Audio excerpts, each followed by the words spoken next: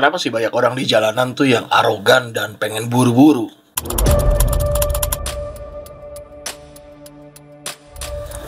Halo Bung, selamat pagi, siang, atau malam. Saudara-saudara semua, semoga kalian sehat selalu.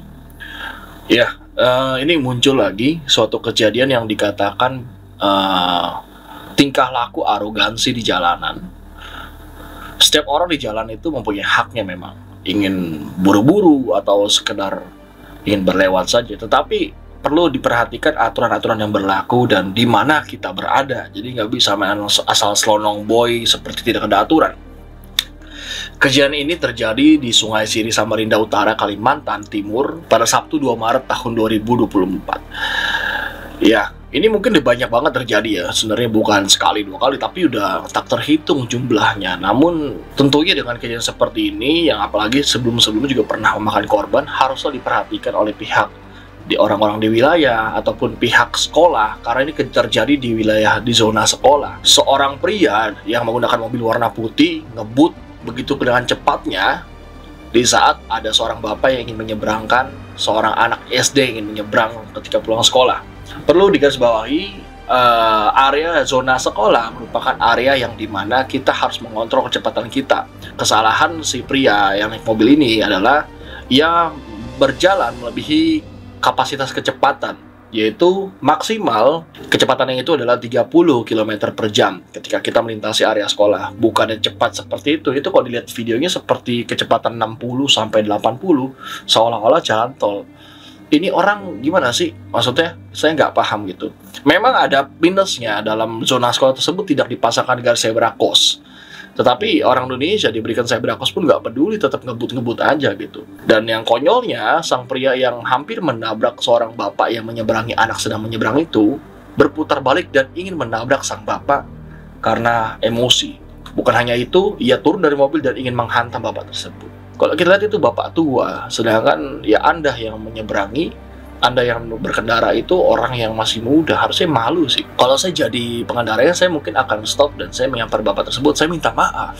Walaupun memang terkesan konyol, tapi harusnya kita mengakui kesalahan kita.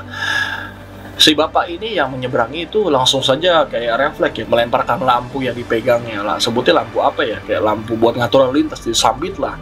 Sebenarnya itu bukan niatnya untuk ngajak berantem atau kesel. Si bapak ini mungkin dia ekspresif dan ia ingin melampiaskan kekesalannya secara spontan tanpa difikirkan lagi. Disambit gitu, terkena mobil itu dan tak terima, akhirnya cekcok lah, dipisahkan oleh warga setempat. Sayangnya si bapak ini sudah tua. Coba posisi saya di situ, mungkin saya akan ya, walaupun kita memang tidak boleh arogan juga, kita harus kontrol, tetapi tindakan yang dilakukan oleh sang pengemudi tersebut sudah sangat membahayakan si bapak. Kok di wilayah Jakarta mungkin atau wilayah Jabodetabek seperti ini kejadian ada mobil yang ingin menabrak bapaknya dan sebelum sudah ngebut-ngebutan, mungkin bisa dihabis diamuk massa loh.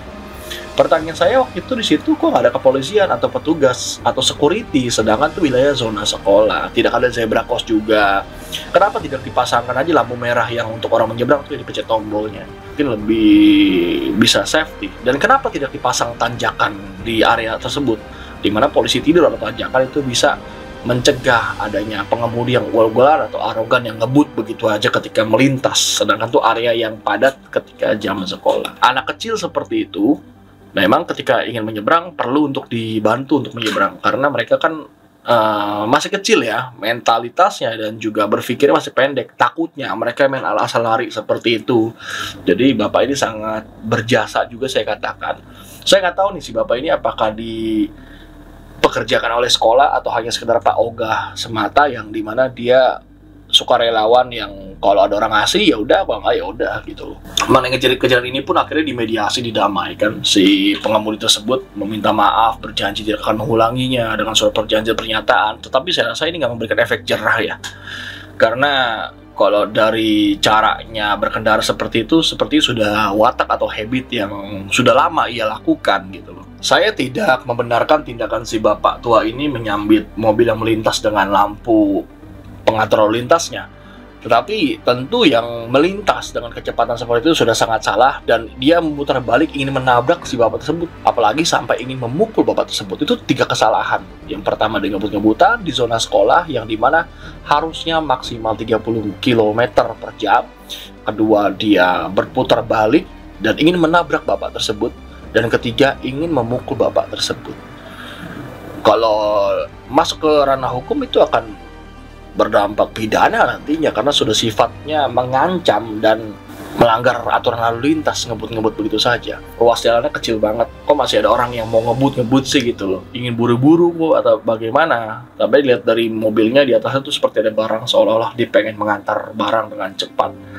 Tetapi ya jangan cepat-cepat dong. Kalau kita mau buru-buru, bukan ngebut solusinya. Tetapi kalau kita ingin buru-buru, ya berangkat lebih awal, bukan kita berangkat dengan mepet-mepet. Dari video ini kita harus belajar bahwa kejadian-kejadian seperti ini sering banget terjadi, dan jangan sampai dari kita menjadi pelakunya.